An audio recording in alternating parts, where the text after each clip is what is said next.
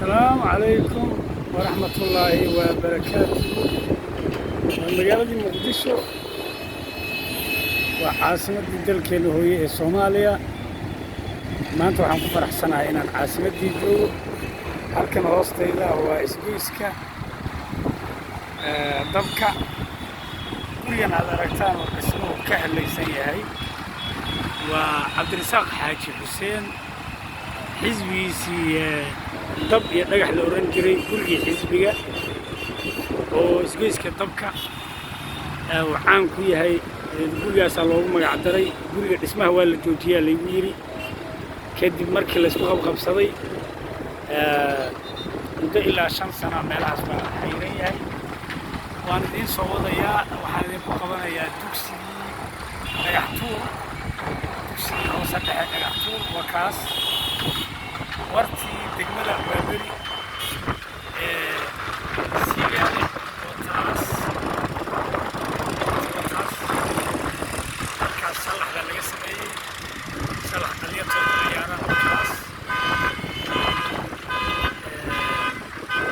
wartii wataas dhismaha ka socda sida kale magaalada wataas hodan biyaha dheer baa laga wadaa hodan degmada ugu qurxoon bay noqotay halkaas waa isgoyskii bakaaraha meeshaas shishe geeska halkaas marka dhismihii dheeraay waxaan saarnahay hoteelkeen deganaa colow tower number 4 baan idinku qabanayaa dhismaha dhaadheer ka socda halkaas dhismahaas ugu dheer 12 doollar waaye wadadii Maka al-Mukarrama ما شاء الله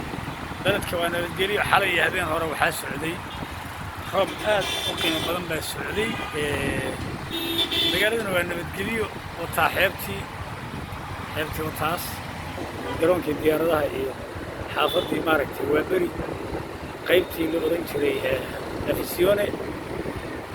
بقالدنا وطا وانا بديري واحدة تعمتران حقا سوى الدقمدة وابري هل كان ودقمده هضن ويسكسوا الجيدان ما شاء الله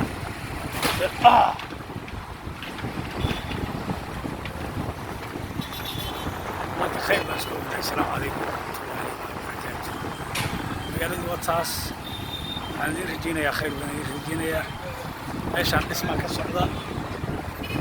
كمان كدقية ان شاء الله غوص من قبل 3 سنة وانا السلام عليكم ورحمة الله وبركاته.